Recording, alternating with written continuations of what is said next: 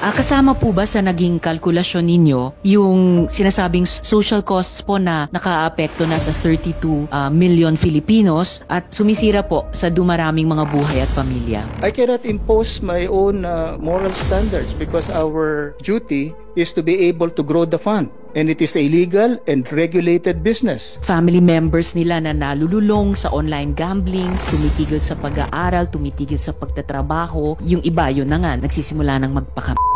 Ang mandato po namin ay mapalago ang pondo ng GSIS. Hindi pa regulated ang online gambling. Kung ang hinahanap lang na investments ng GSIS ay hindi lang legal pero regulated, medyo lagpak na sa criterion na yon, yung online gambling, hindi po ba? Amin pong layunin ay ang mapalago ang pera na kinontribute nyo pong lahat. But I'm trying to make the point na dumadami ang masamang balita tungkol sa online gambling. You actually don't have to wait until a committee report is issued or a new law is approved to take action. Kung hanggang ganun lamang po ang kayang sabihin ng GSIS sa publiko, hindi naman ako lang yung madidisappoint. Ano po?